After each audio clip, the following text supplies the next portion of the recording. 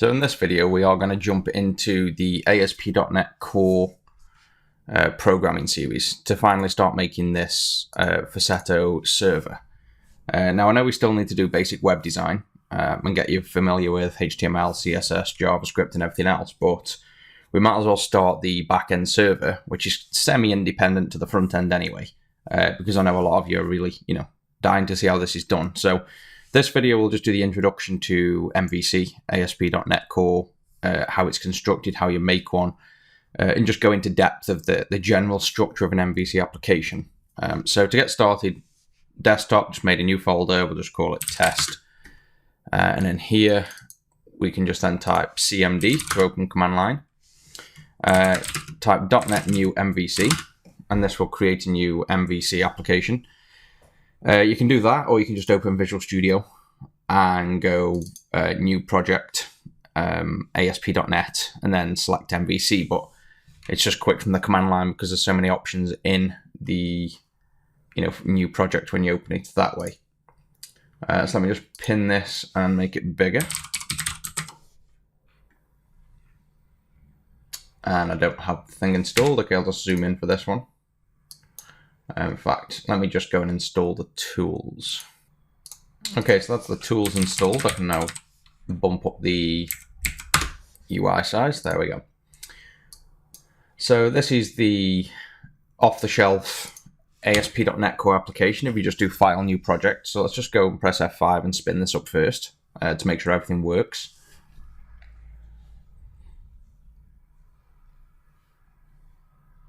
And then this is loading now in this random port number it generates, and you can see we've now got the website up and running.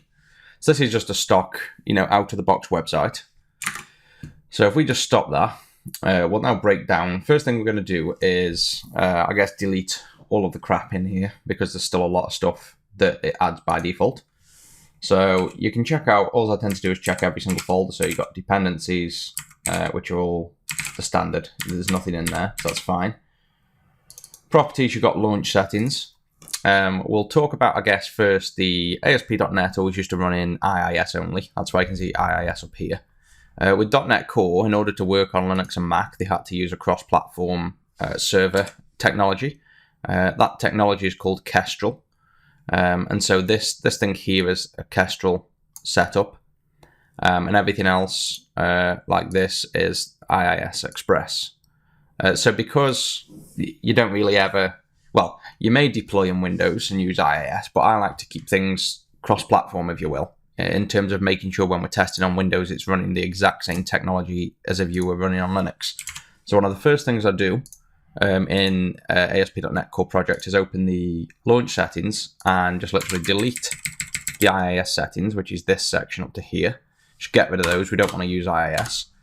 And then when you've done that, you can also delete the profile because we're not using IIS, so this profile is unused now. So you can delete that profile as well.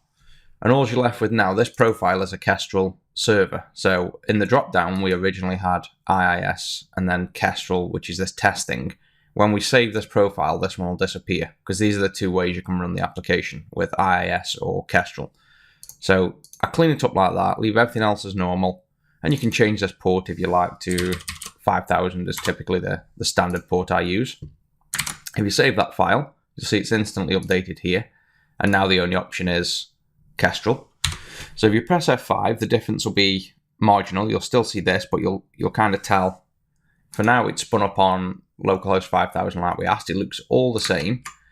But you can see this output now is different. If you scroll to the top, you can see this setup obviously looks different. But this is Kestrel server. So this server will run exactly the same on Linux and Mac as well. So we've got a cross-platform server now handling all of these requests. And you'll see more of it as we go. So if we now sort that out, we'll go to webroot. So webroot, www.root. If we open in folder, you'll see it's basically, there's our test folder, and www.root is here.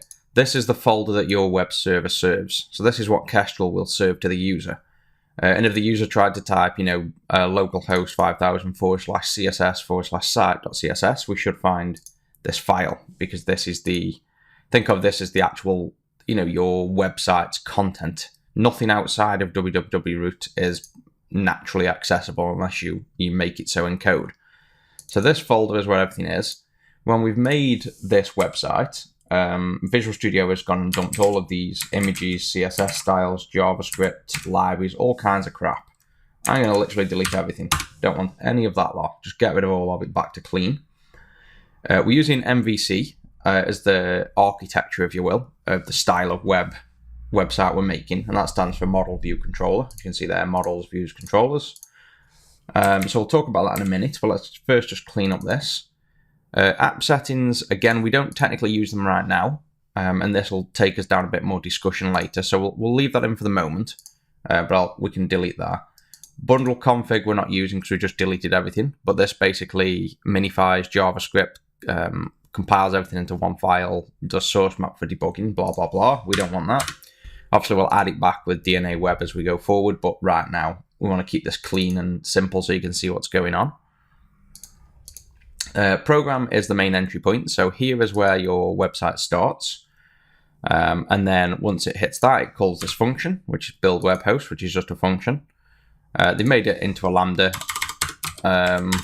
style function, which you could break back out to normal if you like, to look like that. And then you could hit here and see. So this is ultimately where your website starts. Startup then will run a bunch of stuff that we'll talk about in a minute, but I think really this is mostly clean now. The difference is we have models, which we don't want. Just delete that because, again, we'll talk about why in a moment.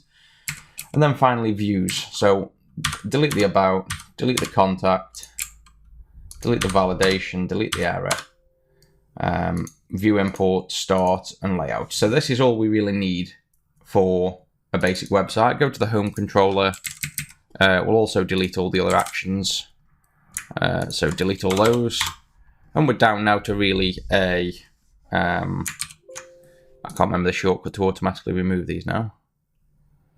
What was the remove unused thing? I haven't used it in a few days. I think it's Control RG or something. There we go. So this is now a blank controller with a single index with a single view. The index page will just quickly open up. You don't need the view data, so you can just delete that. And delete all of this, and we'll just put h1 hello world. So there's, we've got a header, or rather an index page that should say hello world. So let's quickly talk through these views. So the view start, if we open it up, you can see it specifies when you do an at and curly braces, this breaks you back into kind of C# code, if you will, almost like a code behind for this view. And this is Razor, I believe. So what we're doing there is specifying the layout, which is built into the Razor page. So that when the view starts, it looks here, and it says that the layout's file that it expects that's going to construct the website's pages is going to be layout. It's going to look for that in a shared folder called layout. And then here you'll basically find what is effectively the header or the main template for your site. So again, all this is a lot of crap we don't need. So let's just quickly spin up another site. Go into here, type DNA Web. And I'm just going to use, I'm not going to do anything with it. I'm not going to make anything. But I am going to just find out what the clean HTML is. So I can just type variable, or rather live variable HTML. And then there's my clean HTML. Copy that. And now all this lot we can delete. This is all, again, when it's installed. The only thing we want to care about is rendering the body, which is like injecting each page. So that's where the index page will get injected. So I'm just going to select all that, paste over it, get nice and clean again. And then here do at render body. And then save that. So now our layout's nice and clean. So this is the website will start. When you request a page, it'll look at view start. It'll say the layout it wants to use as layout, and then it'll look in this file. So then every single page that you request will be rendered, or rather every single page that returns view will then look for this file. It will find this, and then it will inject the specific page. That specific page comes from ultimately this layout. So controllers are called a name and then controller, and the actions have got a name. So by default, ASP.NET will look in a folder called home, basically a folder called the name of your class with the word controller removed. So it's going to look in views and then home because of the name of this. So it's automatically going to look there and then there. And then for this function, index, it's going to look at something called index. It's naturally built into MVC is going to follow that pattern and try and find this index page. So it's going to find hello world. So when we request the home controller index, it's going to try and load the index page. And the index page itself won't just get rendered like this because it's a view from the MVC. It will first look at view start and then find that we want to do the layout. It will render all this, and then render body injects the actual page's HTML. And that's kind of how the whole structure falls together. If we then look at how, in order to see that page loading, we should be able to now just run this. Now we've cleaned it all up and see that hello world. Oh yeah, because we broke this out to, sorry, my mouse has stopped working again. Because we broke this out to a function, not a lambda, we need to actually specify return, or we could just leave it as it was. So we just chuck it back for now. Well, no, leave it there because I'm going to mess with that after. So now we just do return.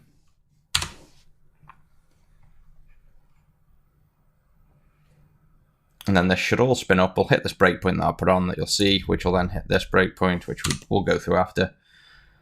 So it should spin up the site, and we should see hello world. Or we don't. Oh, so now the one thing I didn't look back into was the view imports, which we left. It's got some using statements in. So this is, again, Razor. This is how they're constructing these pages. And it wants us to, it's like using C# to find things inside the page. So because we deleted the model, there is no namespace called test model, so just delete that.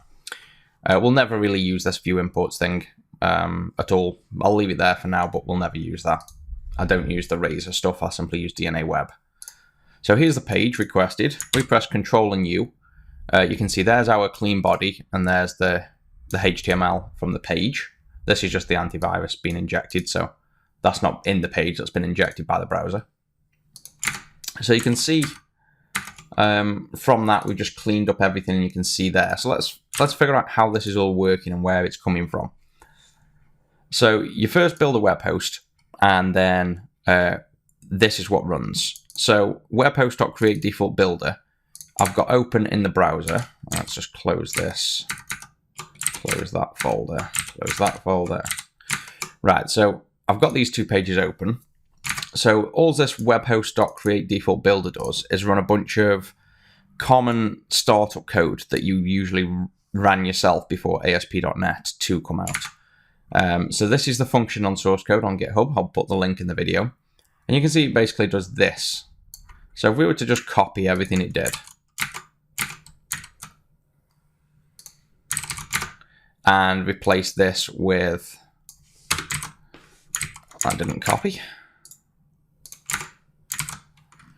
replace it with this, and then just return the new builder dot blah blah blah, add all the namespaces, and we'll talk through what this stuff does. That needs to, we're going to have to change this to a function to make it a bit cleaner. So let's just make a public static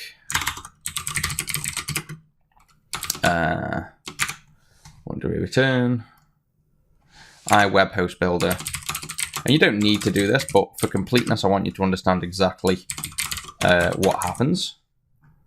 So that will also then take in string array of args.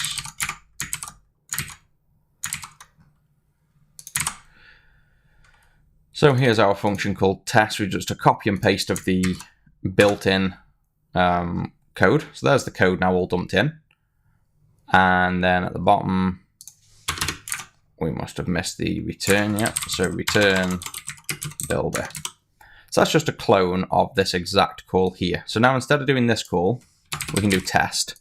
And then we could debug and tweak and do what we like to step into this code. So if we first run this, you'll see everything should be exactly the same. It should still all work just the same and run just the same. So it's all spun up, no errors, built, runs. Okay, so we're good there. So this is what you had to do before ASP.NET 2 was out. You had to run these things anyway. So I'll quickly go over what they are. The way ASP.NET Core is now built is nothing is presumed. So you can start a website that has no IIS, no Kestrel, can't serve files, can't basically do anything a website can do. And then you construct the website. You configure the web host, hence the web host builder. You kind of construct this website to use what you want, to configure the way you want. It's very modular. So by default, all this stuff in this create web host default thing call is all the things that are most common. So that everybody starting an ASP.NET website doesn't need to write all this out every time, because this is the most common setup of a web host environment. So to do that, when the app starts up, it first says use Kestrel, which we mentioned is this web server, this cross-platform web server. It sets up the content root. So this is where your app, if we open this folder, this is this folder. So typically it's where the app.json file is, or where the CS proj file is. That's typically where you'll find this point. Well, you'll always find this where it points to. So you tell it that the content is in this path, and now you can access, your views and your content basically. So this is needed in order to find things in the website when you're doing relative paths, where it's going to start looking, and then it's going to start looking in this folder as your relative path. Then the configure application configuration is because a bunch of stuff inside of ASP.NET Core uses configurations. So you can just get the configuration via dependency injection, this iConfiguration builder, and effectively get your configuration and pull any information you want out. So one example we saw was the launch settings, which was providing, not the launch settings, the app settings, that is providing a JSON file that has a logging section. So then the logger that we add can consume, or basically can say configuration.get section logging, and then get information about the logger. So it uses this kind of setup. We don't use it right now, but you'll see it. So the default says, okay, configure the environment and add a file called appsettings.json, which will now be found, because we've specified the content root to be this folder. This app.json will now be found here. It doesn't need to be there, so if it wasn't, it wouldn't fail. And it reloads the configuration when it changes. So by doing this line here, now anywhere in the application, we can pull out the configuration and the settings that are in this file. Then on top of that, it also tries to add the environment name, which would be development or I think it's development or debug or release, which we can now actually breakpoint and see.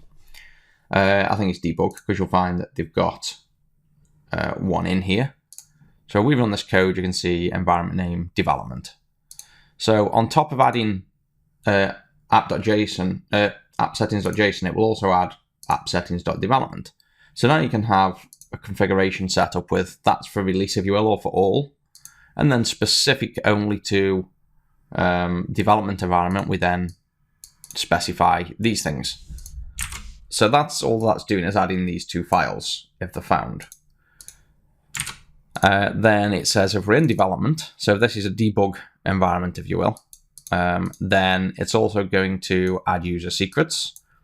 I've quickly popped up this page as well, which I'll link in the video, which just explains user secrets. All it basically does is stores keys and values in a JSON file on your machine. It's in no way secret, it's in no way secure. I think the name's completely deceiving, and I think the whole point of this is basically useless as well. So all I'm going to do is provide this link in the video, and you can see here that it's added by default, and it's only when it's in development mode anyway. But honestly, this will never get used by me. So that's all that's doing, is adding this ability to then use a user secret store, which I'll never use, so I won't really discuss that. The next thing it does is add the environment variables, which the funny thing you'll find is this is already added anyway. So they've got this in source code in MVC, but it's already in there. So I'll quickly show you why I know that, because I just ran it and found out. So when you first configure, the application, it's going to run all this. In the configure, you hover over, you'll see, or rather the hosting context, you should see configuration, and you've got one provider right now, which is the environment variables configuration provider. And if you go into that, you've got all your environment variables already. So you have all that data. Then if we run add environment variables, it won't hit until we hit the next function, so we'll have to skip to here. But now we should see the provider, which is there, has all these extra things. So even though the provider's in there, the add environment variables basically adds all of the current environment variables on this machine to the environment variables provider. So now in there, we can access all of the stuff about my computer, where things are installed, all your path, all your environment variables, basically. So that's what that call does. So now anywhere in the application, we can access like the user profile and IIS drive, anything that's on the computer. So that's what that bit's doing. And then finally, we add the command line arguments as well. It's the same thing. All these configuration things, they don't necessarily do anything. It's when you make use of them. So it's up to you to make use of these configurations. They've just been added so that in the next phase, like here, for example, when we want to add a logger, this logger then goes, okay, I want to make use of a configuration. And we use the context of the web, get the configuration, and do get section logging. So that's going to search all the providers that we've added in the configuration and search for a section called logging. So ultimately, that would end up finding this section. So this whole configuration stuff here, basically right now just adds the environment variables, user secrets that we won't use, the command line arguments passed in, and the settings in this app settings file. Then it's going to configure a logger for us, which again, we'll make our own. I may use this one if I can make it work in, say, .NET's console applications. Otherwise, this is specific to ASP.NET, and then it's not really cross-platform in a sense. So we may or may not use this, but by default, it gets added as a login provider to the dependency injection. And we add a console and a debug logger. And it passes in the settings that are in the app settings, and this logger will obey them. Then it adds IIS integration, because that gives the option to run IIS as well. It's set up by default, so you can run between either Kestrel or IIS. So in this will never get used by us because we deleted it. And then finally, it just adds validation scopes, which I won't really talk about right now. You don't need to know that yet until you've done a lot more work. And then if the args aren't null, then it adds the args that were passed in as a string to this method, which is basically the command line arguments. So in a nutshell, all that setup really does is sort of chuck this file into configuration, passes in your command line arguments and your environment settings, and adds a logger. So this is what you would have had to have done every time you're making an ASP.NET website. You'd have to set up the same boilerplate code. And yes, there's things in there now that I won't use, like we don't necessarily make use of app settings. We can, and we might do in a few bits, but you don't need it to get going, so therefore you could delete it. We don't need environment variables right now because we're not using them. We don't need the logger, we're not using it. So the point of all this is you can just type in, if we get rid of that, or rather keep that there a minute, but you could type in, webhost.createDefault builder, pass in there, and then just set up and build. And you don't have to do all this code here. So that's the option one, and that's the one I recommend to use. But just to show the point that we don't need that, and that we don't need all this stuff going in for it to work, if you just really want to see it clean and simple and you want to know where to start, we can just directly type new web host builder. We want to use Kestrel, which is what we're using. We need to use the content root in order to find, the actual views and content and things. So we'll do directory.getCurrentDirectory. And then we don't need that. We're not going to add those files. We don't need login. We don't need IIS. We don't need that. We don't need that. So you could get rid of all that code. Well, I'll say all that code. You only have to type create default builder. But you could just do this as a direct ASP.NET Kestrel site to see it just working at absolute bare minimum. So you're going to build the web host builder. You're going to tell it you want to use Kestrel. You want the content to be that folder. And then you spin up your startup class. So that's now running as bare minimum. And we'll keep that there for now. Or you can just change those 3 lines back to webhost.create default builder, whichever you want to do. So for now, I'll keep it super clean like that. So there's nothing else going into this. This will build, like I say, the whole structure of the web server, how it's going to operate. So we're going to work through Kestrel. This is the folder we want to work in. And then it says, right, use startup. So once you've built and you returned, it tries to then start the application up. If we don't specify a startup, then it's going to complain that there's no application. Basically, the website doesn't know what to do because there isn't one. So a valid non-empty application name must be provided. Basically, that's meaning it's just tried to start the web server, but you haven't told it anything about, right, what do I do when I start up? So you do this use startup, and this startup value here is this class startup. So now we're all happy with this. So we have basically the main entry point, just like a console application. It always starts here. It runs this, which is just this, basically. So it returns the web host builder and then runs the web host.run. So, this that we're returning will end up getting run. So then it knows it wants to run a Kestrel server, and it then has a startup file. So all that's fine. We should understand that now. And we're doing nothing really at all there. We then get this startup file. So if we just simply place breakpoints on every point, or every call as those 3, and run the application, you'll see the order in which it happens, which is also important to know. So the application starts, gets into the constructor of the startup class like you'd expect. And you can see this configuration is injected through the dependency injection built into ASP.NET. And that's that provider that we saw that we've now configured with nothing. So it's just simply come with a memory configuration, which has the basic settings, the URLs, the web host, the environment, content route that we added, and the application name is come from the namespace. So this is injected for us, and this is where I say we could then make use of this throughout wherever you want through dependency injection. So anything we would have configured in there.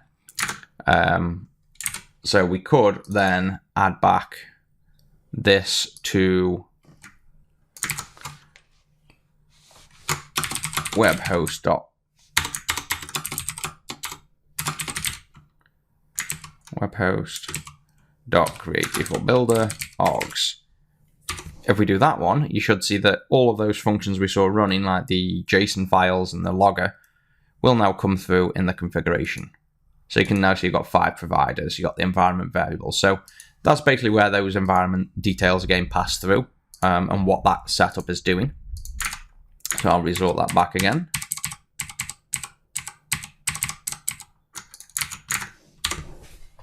So we hit the startup. The startup gets dependency injected with the configuration, which we then set to this variable here. So that's that. After it's done the constructor, it then calls configure services. Configure services is basically dependency injection. So this services thing here is .NET's, well, not necessarily .NET Core, this is ASP.NET's dependency injection. It's built into .NET Core.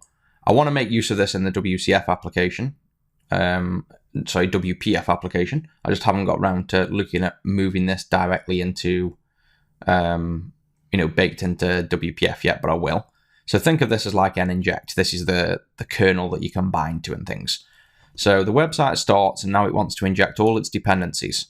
So the first thing and the only thing we do is add MVC, and this is an extension method that goes into, it's built in, so you can see dependency injection. And this add MVC basically sets up the style of this ASP.NET website to MVC, because you don't have to use an MVC kind of structure, but we want to. So we inject the MVC whole setup, if you will, to the server. And then the next step is the configure, which is then you've injected all your dependencies, and now it's time to set them up, if you will, do what you want with them. So in here you get the app builder, which is just another built-in thing to construct in your application. And you get the hosting environment, which provides details, about where you currently are, the environment you're in, the web root folder, just basic info. So by default, we say if we're in a development environment, if we're debugging, then we add we set up the use developer exception page. So what this does is this adds a middleware to the pipeline whenever you're processing a website request. And if that request fails, so you haven't try-catched an error, then this will cause it to automatically generate a HTML page to show the developer the exception. If we're in production, though, instead, we simply redirect them to a page that's expected to be in home and then error inside of, home and then an error page. So I'll show you that working in a moment so you can understand exactly what that really does. Use static files. Again, you have to bear in mind this website's been set up with no presumption, so it does nothing by default. So if we removed static files, you wouldn't be able to even get HTML files unless you serve them through the controller. You wouldn't be able to get CSS files on request by just asking for the CSS file. So use static files allows the user to request an URL. So, localhost /CSS/style.css. That would be found through this. So again, we'll remove that to show you what that does. And then finally, we configure MVC here. And what this does, MVC works by using roots. So your URL is obviously the website itself. So that'll be localhost 5000. And then everything after that / then goes through the routing system. So by default, if there is no root, if it's just localhost 5000, this default root basically says that by default, we want the controller to be home and we want the action to be index. And then this /ID will come to next. But basically that's what allows the initial page to be found as home index. It doesn't have to be that. So let's start with now showing you what each of those things does. So let's go back to this first that we mentioned. So this use developer exception page. If we go into the home controller and instead of returning the page, we throw argument null exception with a message test. If we run this now, we're in development, so it'll add the developer exception page set up to MVC. And you should find now, we're debugging, so it's going to tell us it's crashed, but the difference should be this page has now been generated for us. So an unhandled exception occurred, the argument was null. It's like a nice stack trace dump with all the options in here to look at. So it's good for, when you're developing a website and you're like, what's happened? It gives you info. So that's what this use developer page does. So if we got rid of that and run it, then the server will simply crash in its usual way, which will be, I'm guessing, a 5000 error or something. Not 5000, a 500. So this one we hit, just making sure it's the right page. And then if we press F12, I'm in Firefox, so this will work in Firefox. We reload that page, let the exception hit, and you can see, yes, 500 error. So by default, a 500 means the server basically didn't respond, it crashed and had an invalid response. And that's the way that's been handled. So this use developer exception allows you to do that. If instead we did presume we're in production, what this will do instead is try to find a page called home error. And right now we don't have the page, so let's just see what happens again then if you try to redirect to a page that doesn't exist. So that'll crash, and that'll go here. And again, you're just going to get, I presume, a 500 error. Might get a different error stating a page isn't found. So basically a 404 error, because now it's crashed, but then this has caught the exception and it's tried to direct you to home error, which isn't found. So if we just quickly add, copy and paste this index page, call it error, and we can say, this is, bear in mind, like the production one, so, oops, our site crashed. And this is what, say, the, and then the other thing is you've got to link this page in, this won't work yet. So, again, we haven't spoken much about MVC yet as such, but the MVC pages are served, so these are the views of the MVC. Here's the controller. Don't worry about the model right now, it's basically everything else. So whenever a page gets looked for, if you haven't set up a route, so if you haven't done a specific route here, which we'll talk about in a moment, naturally just doing /name, /name, MVC will say, well, the first one is the controller, the second one is the action, because we set up here the template. So we expect the first /, pretend this is local host, 5000 /. That's in by default because it's your website.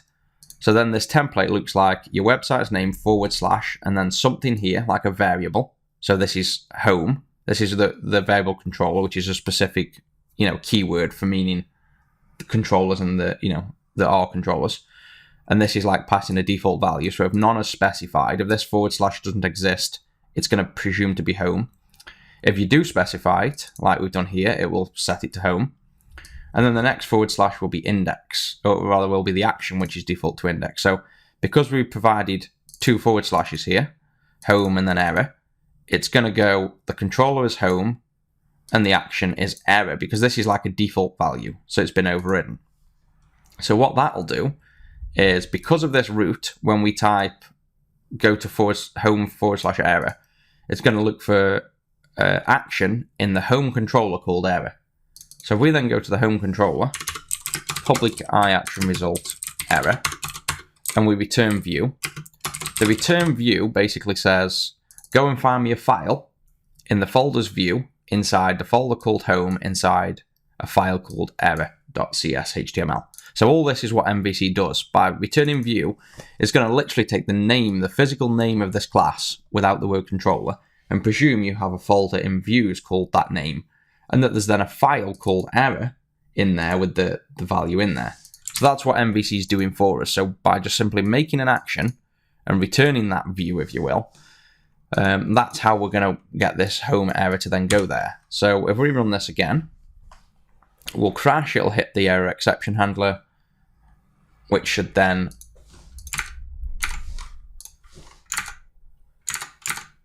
or not. Why isn't this hitting anything? Oh, I know what I've done. I've left the root in there that I was explaining to you. So that's why it didn't work. So let's remove the root back to what it was. Let's put this back in here. Close that down. Right, so we can throw again. We know that'll now throw this time. So if we run, this will look for the default home index, which is found. It's thrown the exception. The exception's been caught by the exception handler and redirected to home error. The home error is then gone, right, find me a view in the views folder called that. And we then serve that page up. So that's what's happening there. That's how you'd handle the, that's what basically this little section here is doing for configuring, what's expected when. So basically if your page crashes and it hasn't handled it, then that's what these two things do. So that's those two bits, production or release, or rather development or release. The use static files next. So we don't have any static files. I didn't make any. I deleted them all. So let's just make a new item. And let's just call this style.css.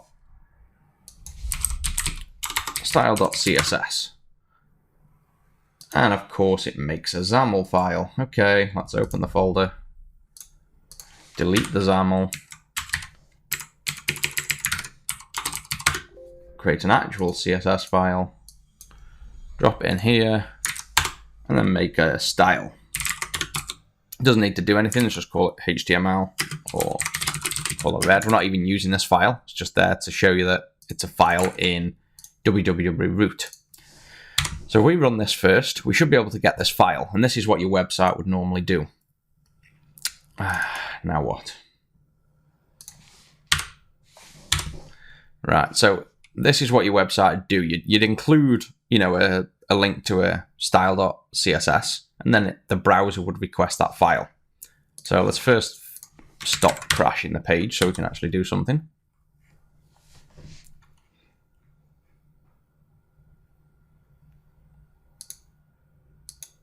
So this now runs, but let's say we did /style.css. You can see then we've been served this file, but that isn't the natural behavior of the website. That's been injected, if you will, or allowed to work by this use static files. So if we remove use static files, things like that, images, JavaScript files, CSS files, none of those will be servable. So now this should load fine. If we then refresh this page, you can see if we open it up, we get a 404. It's basically saying there's nothing there. We're not serving that file because it's not expected. So that's what the use static files does. And it handles things like, make sure you don't serve any sensitive configuration files. So there's some logic built in there for protection, but in general, this allows your website to literally just serve files in www root based on where they are. So that's what that little bit does. Then we move on to the use MVC. So we mentioned this briefly, but we'll talk about it more now and show you messing around so you feel comfortable in exactly what happens. So a bulk of what MVC does is you work with these controllers, and this is where all of your incoming requests come in. So whatever website or other web URL on your site is requested, they all funnel through controllers, and you can break them up however you like. So you usually have a home controller for the home page and about for the about page. All controllers based on pages typically is how I split them up. And you think of them as logical calls to, whenever your front-end website or the user browses to a certain location and wants to do a certain thing. So if we wanted to add a new one, let's copy and paste this and call it about controller.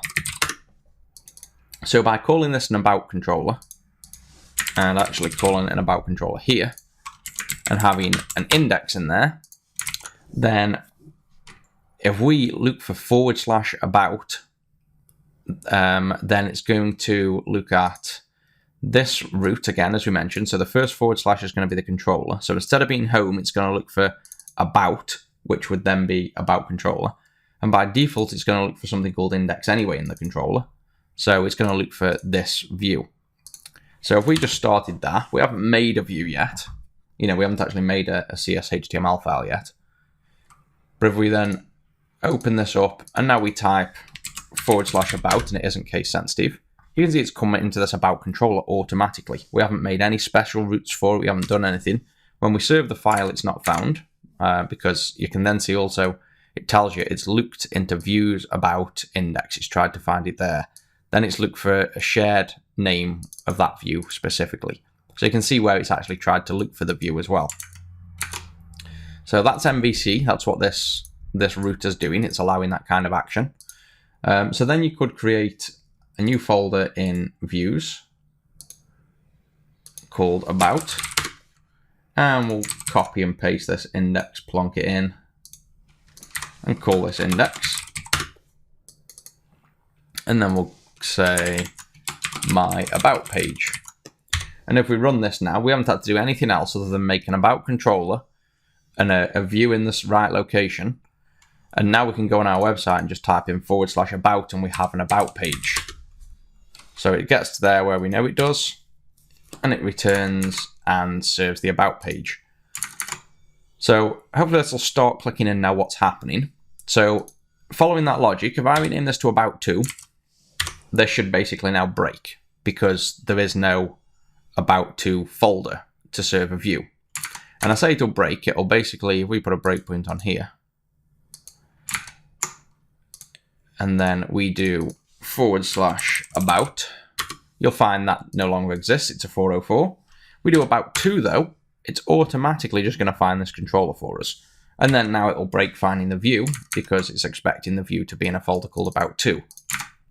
So you can see this kind of hard linking, how things boil down to these things. So when we start making the website and I start making controllers and then we just give them a name and then all of a sudden you can type a specific URL like /about and you're wondering, well, how's that ended up getting into here? It's all based on literally the name of the class and the name of the action by default. And the reason it works as specifically /something is because of this template. So let's modify these routes, or let's just play with this route. You can add multiple, but I'll just mess with this for now. So let's swap around these two actions, well, the action and controller. So let's put them the other way around. Let's have action and then controller, just to show how it's made up. So now when we run, we'll still hit the home page because by default we specify nothing, so the variables are injected. Either way, it doesn't matter that they're that way around. But now if we put /about, what that's now doing is trying to find it's saying /about, so action is now about. But the controller is home. So what it's going to look for is now in the home controller a function or an action called about. So if we were then to do index, it would then find the home page. If we do index /about, it's going to find the about index page because it's linked with this kind of special setup. So that's how you can tweak your layout, if you will. You can then do routes.map route, and we can add another one. So let's say this is name about page, and we want to have a specific, or say we have not necessarily, yeah, let's say there's multiple functions in here. So you got an about page, and then maybe on the about page you've got tell me more, and it's specific to, it's actually a totally separate page called tell me more, or for whatever reason, it doesn't really matter. However you structure your website, tell me more. So we've made something called tell me more. We've got a tell me more here, so this will naturally find the view. This will all work. We simply need to point to it, and we can point to it by, doing /about /tell me more. But what if you don't want it? You want it to be much cleaner. So let's just comment out that a minute and show you that that actually works still based on this route, the default one, by typing /about /tell me more. So this is /about /tell me more. You can see it's found that page, but this then starts to becoming long-winded. What if you just want to say more, and that's the page you want to now load? Specifically you want to load that action. You don't want to have a controller default to home and have to put a function in there called more because it belongs in this page, say. So you can simply add another route like we've done here, and you can do a template of more. So that means the user types /more, because again, just presume it's your website name here, like that. And then it's the bit after that's already injected, so it's basically saying more. And then you want to go to a specific page from that. So we can then do, I haven't actually done this in a while, the defaults.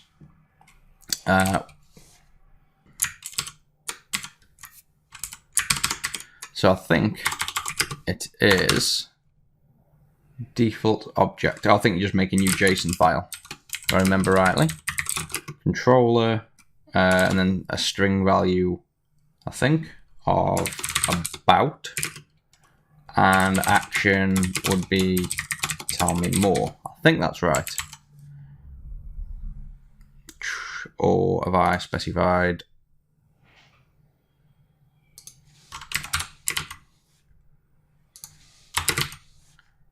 Helps if you can remember how to create them. Oh, I know why. Stare me in the face. We've specified the names already, so we have to specifically tell it which thing we are controlling. And then that's equals. There we go. So that's a JSON. So now what this will do, the template is more, so there's no variables built into it. But then we're setting the defaults here instead of inside the URL itself because they're not even provided there. And we tell it to point to about and tell me more. So now if we run this, I think I hit F5, there we go. This should now, if we type /more, it should point to the about tell me more page. So there's the normal homepage, which is fine. Come on, mouse, stop dying. And then if we do now /more, you can see it now points to the tell me more. So now this is how you would set up your routes, if you will, your specific, I want this, my / whatever, to point to something. And then say now you have your controller and your action. So you can type /about / whatever, and you can go to the specific function. What if this now wants a variable? Inside your URL, you want to pass information in the query string or in the actual, the URL itself. You can literally specify a variable here called say more info. If you don't specify a default value, then it won't ever hit this unless you specify a value. If you do specify a value, like a blank one, then it doesn't matter whether it's provided or not. So now we've done more info, this call expects more info. So if we were to follow this logic, and we have ID here, question mark, that means a variable called ID, or a parameter to your method inside your controller, your action. So this is the keyword ID. So if we call this ID, then we would get anything after the second / on the URL would come in as an ID. So let's give that a go. So it starts up fine, spins up. We now have to specify, say, about, tell me more, / and then something else. And of course, it helps if you put a breakpoint on so we can see. You hit here. Now, hopefully ID, there you go, has got the value something else. So then you can return, and the page is served, but you've got that information to do whatever you want with there. So that's how you'd pass in information in a query string. You can change that then to, more info. And now it's expecting this, name to match, more info, and that'd still work. And then, like I said, this is how you kind of construct your layout to point to where you want to go. So I think really the MVC, the core of MVC is kind of shown here, that the program starts up here. We tell it to run a Kestrel server, look in this root for content, for static files and everything else. Run this startup file. The startup file comes in, pulls the configuration that we set up in there, turns it into an MVC style website. So this whole controller and view mapping naturally work. That's where all that magic comes in. Output any crashes from actions that aren't caught in a nice HTML page if we're in debug. Serve static files, and then set up the basic route of /A/B becomes naturally finding a controller and an action without you having to make all routes. And then if you want to make specific routes that are shorter, you can do it this way. So that'll get you going with being able to mess around with MVC, being able to make some controllers, do some things, create some views, if you will. Now, even though this is MVC, you don't necessarily have to use the views directly. I know it's called MVC, but it doesn't mean you have to return a view here. You could return, content directly. So you can just type return content and then more info, or you could even do you asked me about more info. And then you can return, say, the content this way. And even though you haven't returned a view, it's still going to serve that content to the user.